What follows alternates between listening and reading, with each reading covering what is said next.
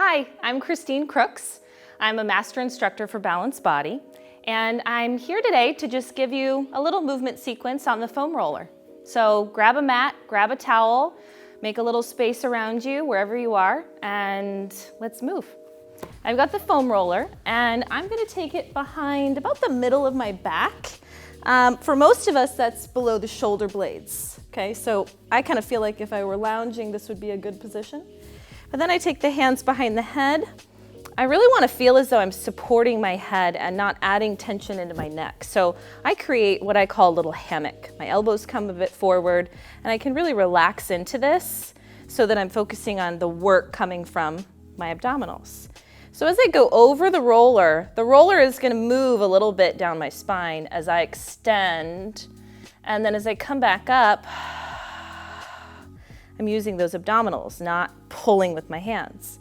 So inhale to go over, and exhale to come up. You can do anywhere from maybe 6 or 8, all the way up to 20 repetitions if you want, just depending on if you're going for more abdominal work. Maybe you want to work a little bit more of that thoracic mobility in your upper back. This facilitates both. We can also add a challenge in to the abdominals and the hip flexors. So as we take tabletop with one leg, going over into that extension, I'm going to reach the leg out to about 45 degrees. And then as I come back up, I'm going to bend that knee back to tabletop. But make sure that as you extend that leg, you don't feel any pressure in the low back. So I'm not arching the low back. I keep those low abdominals pulled in to support, okay? And we could do the other side. I would say about 5 to 10 repetitions on each side. It just depends on what you're looking for that day. If you want a little more abdominal focus, maybe emphasize the coming up. I think of pulling those abdominals in towards the roller rather than the floor. Feels nice to feel that length in the spine still. So after this, I'm going to take the roller underneath my pelvis. So I'm going to go over, laying down on my back, and I keep that roller. I want it under my sacrum, not my low back, and then I'll take the legs up to tabletop. So this is kind of a test. Once you bring the legs up, you'll notice, oh, I feel like I'm falling over the roller, arching the low back, or if you feel the roller's going to come out from underneath you. So once you found that tabletop shape, feel that abdominal support, and let's take toe taps here. So you get a nice range of hip extension to add into that lever for those low abdominals. I would say alternating, maybe 20 repetitions total, so 10 on each leg. And then we could even take the legs together. This one, I don't actually aim for the floor. I aim to reach long through the front of the hips, and then I bring back up to tabletop. So my focus is that low abdominal support and that lumbopelvic stability, okay? After that, we could take a little longer lever. So from here, let's do just small circles, okay? And I say small because this is still more abdominal focused and stability focused, and we can do both directions. Yep. And I like to go from here right into scissors. So I'm going to take my right leg towards me, left leg away, and then switch and switch. So this is a nice dynamic stretch for the hamstrings and the hip flexors.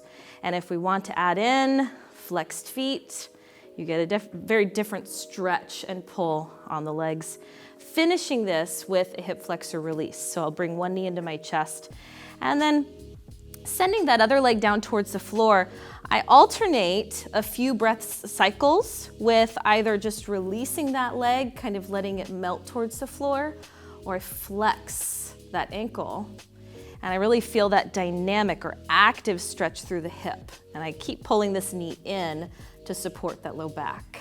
Other side, always want to balance out. Okay, again, you can keep it relaxed and feel that release moment, or actively press through the heel, feeling that back line help facilitate that stretch of the front of the hip. Okay. Now to get out of this, I'm going to plant both feet on the floor. I lift my hips off the roller, and I'm going to roll it out from underneath me, but there's a little more work. So we'll go into just a little bridging sequence. Arms are down on the floor, feet hip width apart, And I'm trying to keep that roller stable as I roll up into my bridge. I'm thinking about a straight line from my shoulder through my knee. And I've got to work those hamstrings and glutes to get there to open up those hips and roll back down. Some of us don't necessarily realize how tight those quadriceps can get when we're sitting for too long. So in that roll up into bridge, really get that sense of length. Some of us might be chronic crampers in the hamstrings, and this is just a little bit too challenging. Maybe change your focus mentally to opening up the front body as opposed to really pressing or lifting from the back body, okay?